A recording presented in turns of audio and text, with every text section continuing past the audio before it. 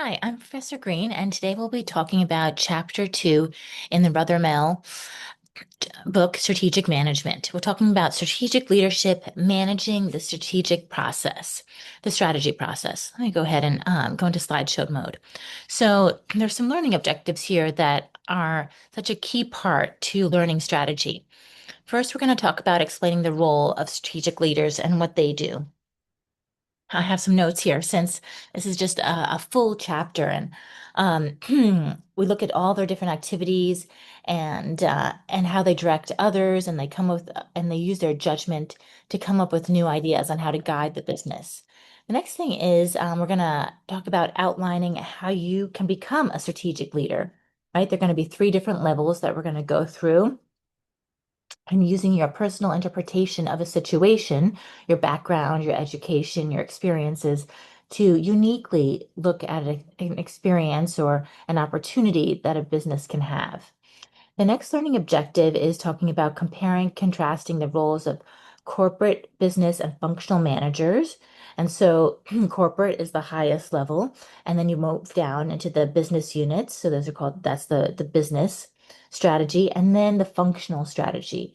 And that's typically where many of us will work because there's just so many. Uh, right? There's one CEO for, maybe potentially hundreds of business managers or functional managers. Will describe the roles of vision, mission, and values in a firm's strategy. And these are there to create inspiration for the employees. We're also going to talk about evaluating the strategic implications of product-oriented versus customer-oriented vision statements and how some organizations have gone sideways when they focus too much on the product, when they want to really be focusing on the customer needs and how they can solve what the customer needs to have happen.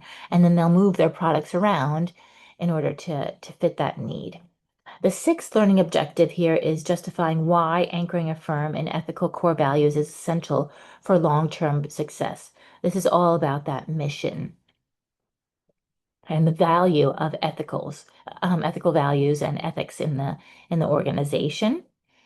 Learning objective number 7 is evaluating top-down strategic planning with scenario planning and strategy as planned emergence. So three kind of techniques that organizations use and how bigger organizations and utilities, more traditional organizations might use more of the top-down strategic planning, but then startups that need to be nimble and change very quickly, they will do more of a strategy as planned emergence.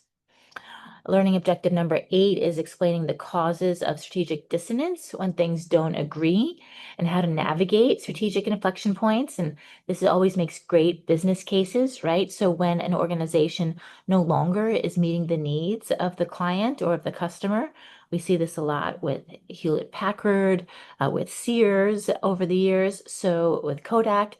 So they didn't bend and move according to the technology that was being developed or the changing times, whatever it might be. And so when to make that decision of when to move forward or when to maybe bow out of the of an organization and claim bankruptcy or just shut down, whatever it might be. Learning objective number 9 is describing and evaluating two distinct mode of of decision making.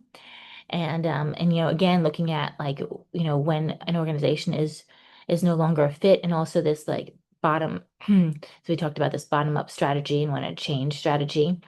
And then the last thing is comparing, contrasting this, I love this, devil's advocacy and dialectic inquiry as frameworks to improve strategic decision making. And I feel like now that I've worked in corporate America or global America, corporate organizations globally, I take these for granted, right? That it's really important for someone to have, like devil's advocate, okay, let's just pretend that something goes wrong. Let's pretend that this changes, or dialectic inquiry. So you have two different frameworks and two different people presenting the two different scenarios, and then the client or someone else judges what would be the best strategy for what would be the best strategy for the strategy, right? And oh, I didn't want to forget system one and system two.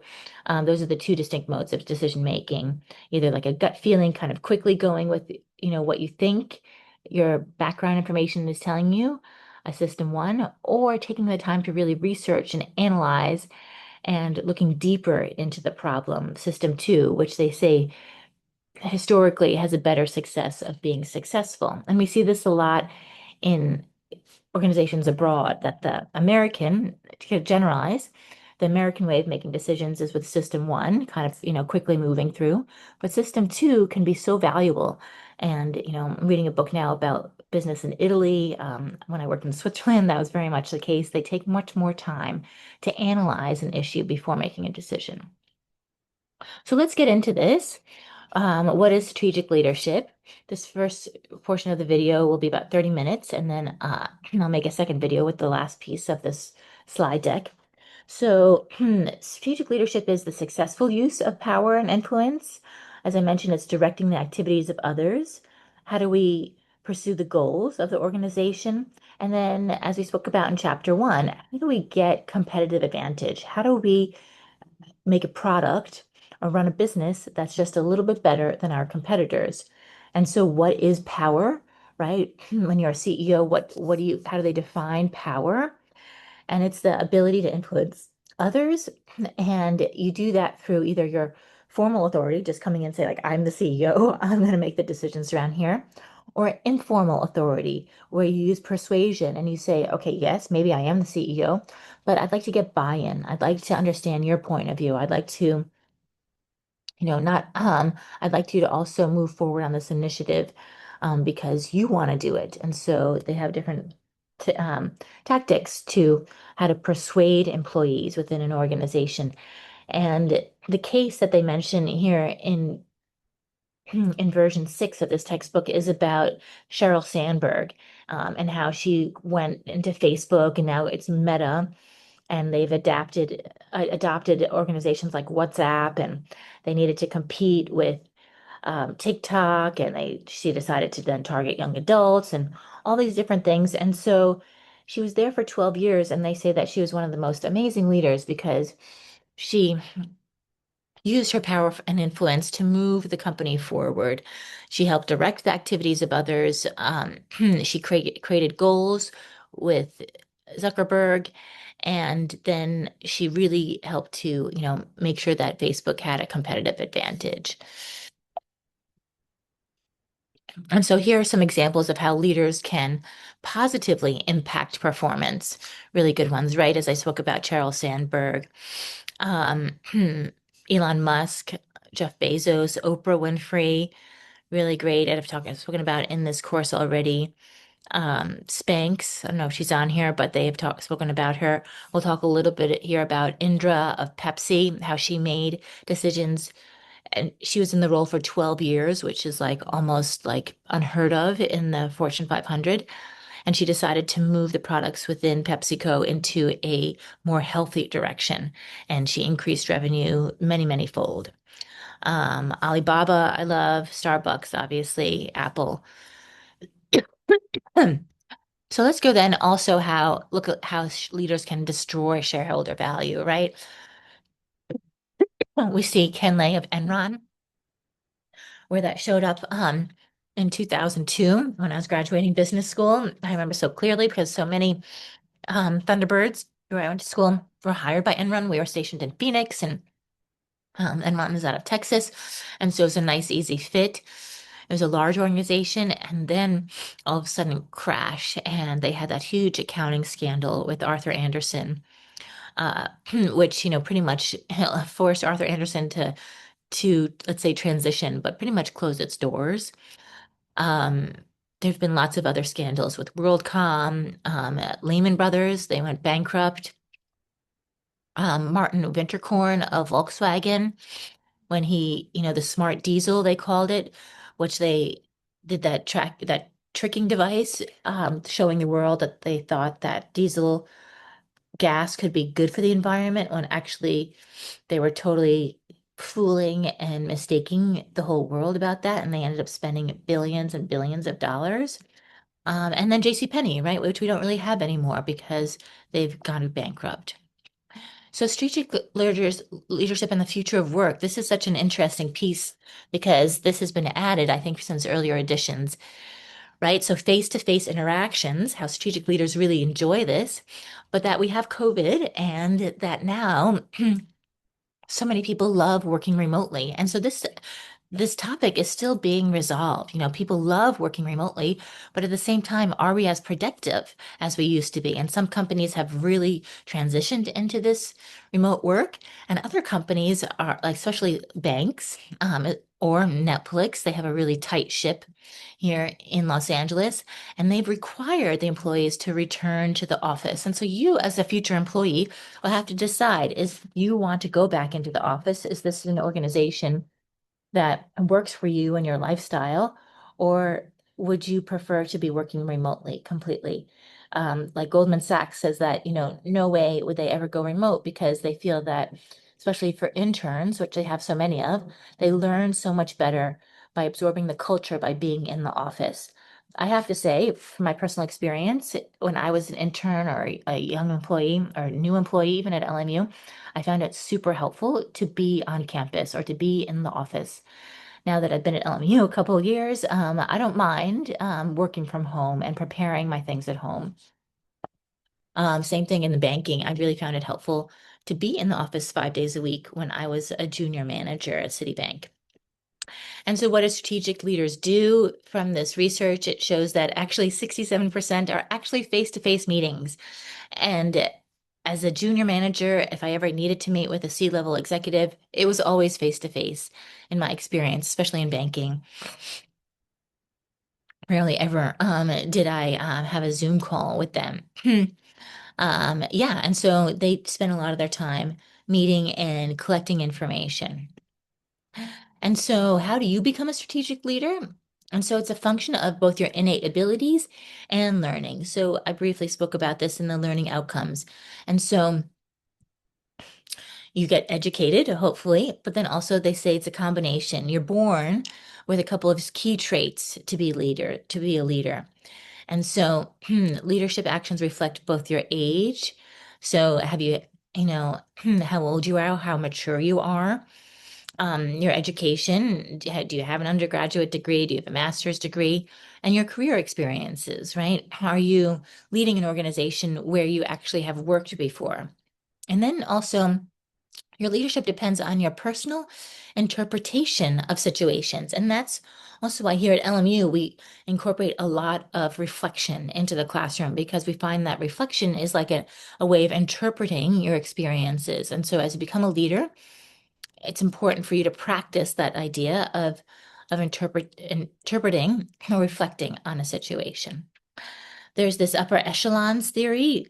These are again your unique perspectives. So that the whole idea is that organizational outcomes reflect the values of top management, as well as their unique perspective and values, right? And so if um, Jamie Dimon, as I mentioned, at JP Morgan Chase, his personal values is that people need to be in the office. And so that's why all the employees are in the office. Here at LMU, President Poon, he's a big fan of Jesuit values. And so we see more over the last year as we're transitioning away from President Snyder, more about, things, the Jesuit traditions. President Poon has gone to the International Association of Jesuit Business Schools conference, which President Snyder never did. President Poon really speaks to these ideas. He's having a service now with his inauguration here in a week or two. And so, yeah, as you can see, that each leader kind of trickles down their unique ideas and values. And so the outcomes become strategic choices and performance levels. And so now we're going to talk a little bit about this book, Good to Great by Jim Collins. Because as we look at organizations, we find that success can sometimes be hard to sustain. So how do you create sustainable success? And so the strategic leaders, the level 5 pyramid, I think is super interesting because it's good for not only large corporations, but also for entrepreneurs and how it identifies all the different levels of of a manager. Like Sheryl Sandberg, they say is level 5. She's an executive, and she's really developed her capability to for enduring greatness through a combination of willpower and humility. But when we start as a leader, we start down here where we are highly capable. We make productive contributions through motivation, talent, knowledge, and skills. But then after we complete this level, we can then move on to a contributing team member, using high levels of individual capability to work effectively with others in order to achieve team objectives, right? Then a competent manager, an effective leader, and then the executive lever. And they say in the corporate world, there are distinct positions within corporate structure. So you move from, manager 1 to manager 2, etc. But as an entrepreneur, there are not necessarily those clear labels. And so you kind of your personal growth is in response to the business needs. And so you won't necessarily get a new title, but you will develop these, hopefully, these ideas and these skills. And so great companies share, as I mentioned, this is a book Jim Collins spoke so highly, or wrote about, that has been spoken so highly about in throughout many business schools. So the great companies share transition from average performance to sustained competitive advantage. So these are how did he choose these 1,000 companies to analyze? So it's these companies that were doing well year after year. Stock returns were 7 times the general market. There are consistent patterns of leadership. And then they were summarized in this, and then we summarized in that level 5 leadership pyramid what those leadership qualities were. And so personally, when I go to buy a stock, before I buy a stock, I read as much as I can about the CEO. I want to know who he is. It's usually he still, but not always. What their background is, how are they prepared for this role? I'll often read their biography if there is one. Like I've read the Elon Musk biography, I've read the Sheryl Sandberg biography. Um, I love reading biographies about real people. And so before I buy a stock, I really like to know a little bit more about the organization because these leaders have so much influence on these organizations. And so, how do you progress through the pyramid? As I mentioned, each level builds upon the previous one. Prior levels must be mastered, and each level helps individuals develop the capacity for greater success. And the nice thing is that not only do they work to help the organization succeed, but they help others reach their full potential as well. And I think that while I've never worked for Sheryl Sandberg, that's a lot of what her ideas circulate around. Like she wrote this book, Lean In, so for women in the workplace and how she wants other women to reach their full potential. And so the whole idea is that they're supporting others. And yeah, I've seen managers that I've had that don't support others, and that is really detrimental in many different ways, not only to their reputation, but to getting buy-in from their team, to getting support from their team, etc. And so, yeah, those types of leaders will not necessarily move up to the level 5 of that pyramid. And so, what is the strategy process? There's a strategy formulation. First, we talk about, what is strategy, how we're going to choose what the strategy is, and where and how to compete, right? Who are we going to compete with, in what country, with what products, etc. And then once we've decided on those things, then how do we implement that? And as I've mentioned before, that was always my specialty, that I really loved taking a strategy and making a plan to how to make it work. So how do we organize our teams? How do we organize the product? How do we coordinate? How do we integrate it? This is how work actually gets done and the execution of strategy. And as we'll see in the next couple of slides, there are 3 distinct areas that we'll talk about: corporate, business, and functional. Corporate strategy, right, is where to compete, the industries, the markets, the geography, right? And And, that happens here at the headquarters. And so, like, the head of Walmart will decide these types of things. And then the next level down is what we call the business strategy. Now, how are we going to compete? This is moving into the implementation piece. Are we going to be a cost leader? Are we going to be the cheapest? Are we going to differentiate? Are we going to be just a little bit better or a little bit different?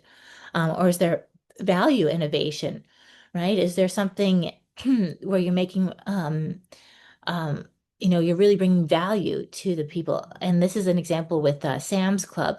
So while Sam's Club is low cost, they brought really high value products, right? As opposed to Walmart. Walmart is the parent company. And then we look at the business strategy, which is the divisions of an organization, and they have profit and loss responsibility at the business strategy level. And they can decide now. So these, upper middle managers can decide like how exactly do they want to move and change the product. And so that leader of Sam's Club, who's done so well, who then went on to lead Walgreens for and still is there. She said, okay, while we're under the Walmart umbrella and we will still stay low cost, we're going to differentiate and we're going to create really high value products for the consumer.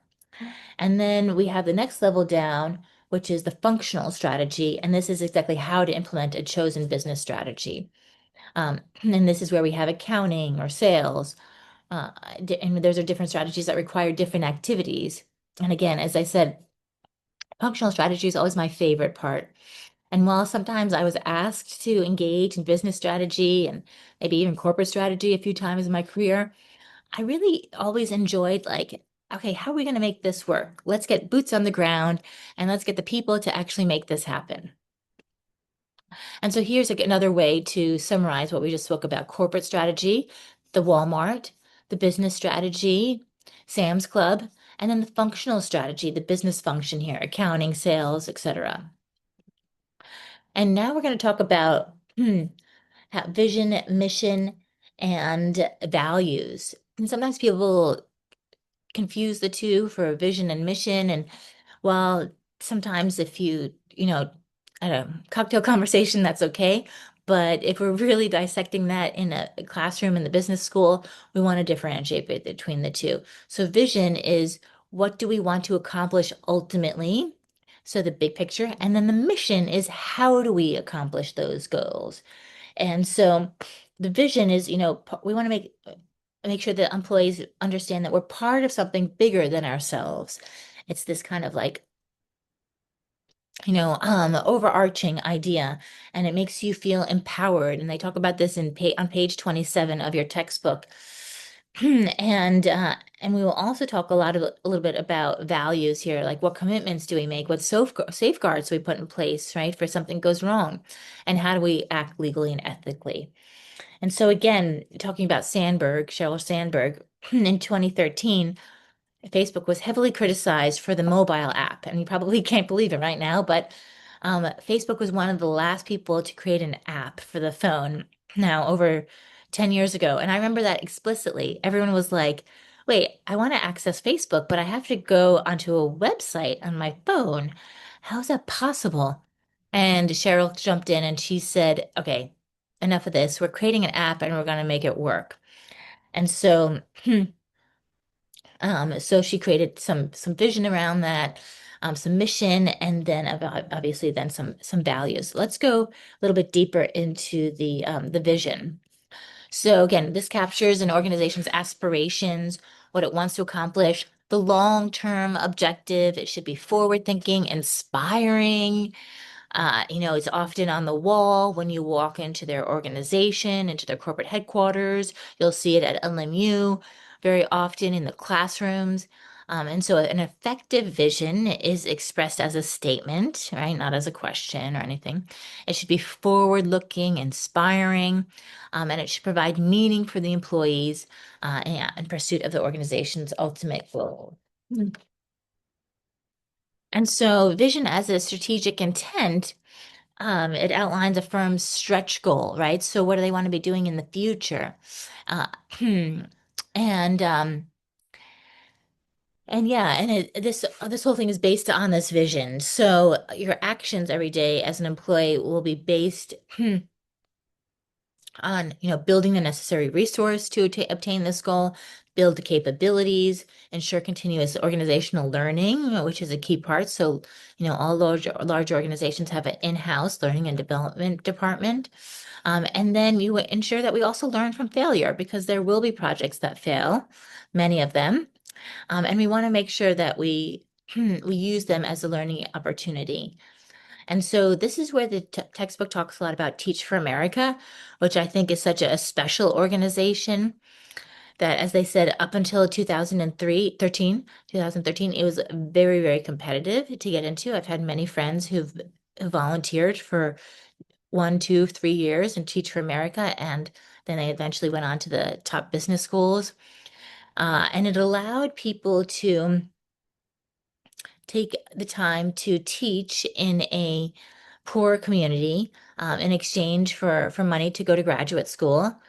And it really was helping these poor communities. And the woman who founded it, she made this like as the book says, like it made teaching a really cool and exciting profession as to something that was not paid well. Okay, wasn't still wasn't paid well because you're volunteering, but it made it prestigious and it made it competitive and it made it exciting. And this 5-week training period that they gave you before you started was like a really nice foundation for your opportunity. And as I said, I've had a lot of friends that have gotten a lot out of it. For example, I had a friend in New York, and he went to UCSD. He's from California, and then he moved to New York. He wanted to go to New York, and he got a role to teach for America. And in that role teaching, he was able to learn a little bit of coding. He was like a philosophy undergrad or something like this, a liberal arts major. And he took the opportunity to learn how to code. And then after he finished and graduated from Teach for America, he was able to get a job in banking as a coder. And then he eventually got Citibank, where we worked together, to pay for his MBA at Columbia and a dual program with London Business School. And now he's a C-level executive at Citibank. And so, yeah, just a really nice way to say that that vision at Teach for America, was implemented with, they built upon necessary resources, their capabilities. They had lots of, organizational learning on how to move the organization forward. And then of course, they made mistakes, but they learned from those mistakes. And so, talking about vision now and competitive advantage, where does competitive advantage fall into this whole thing? It says that research shows that vision statements and firm performance are related, right? So there's been lots of great studies in the business world about these things. And when your professors or me, when we go to conferences, this is what we talk about, like how how can we look at the data that's out there? And so people have looked at the vision and and so they've said that the relationship is strongest when the vision is customer oriented, right? Not product oriented, as we'll talk about in a slide or two, but really focused on what the customer needs, as I mentioned in the learning objectives. Then we have the internal stakeholders who help define the vision. And then the organizational structures that align to the vision, for example, compensation, right? And so we really want to make sure that, everything is aligned and that we're working towards solving some sort of customer need. And so let me do 2 or 3 more slides and then I will end this version and finish up in another video. So customer versus product-oriented vision statements. As I mentioned, customer-oriented vision statements, they allow companies to adapt to changing environments. So, an example that they gave in the book about this milkshake, this fast food restaurant, they kept making milkshakes and they were selling, but they really wanted to increase the number of sales. And so they did a research project as to like when people were buying milkshakes, why they were buying milkshakes, and how maybe they could build upon that. And so I found out that people were buying them for breakfast because it was something quick and easy to do to fill them up for the rest of the morning. And so they said, well, if we're going to have them for breakfast, why don't we have fruits in them and make them healthier? And then also make sure that they're ready to, be available for on the go. So as people are going to work or going into school. And so again, they were, they wanted to make their to make their vision statement focused on the customer as opposed to on the product, right? And so their their vision statement could have been something like to, make food available for customers on the go, whatever it might be. And so it doesn't focus so much on the product, but on the customer, and focus on problem solving a problem for the customer, and also focus on improving the existing products and services for the so that's the product oriented vision. And so, right, they're focusing on the existing product, and sometimes there may be a new product out there. So you want to make sure that the vision is flexible to adapt to new products entering the market. And then the product-oriented vision statements, they define a business in terms of a good or service. They force the managers to take a more myopic view, like a smaller view, and they can also hinder the understanding of the competitive landscape. So they don't necessarily always see who's coming up behind them as a potential competitor.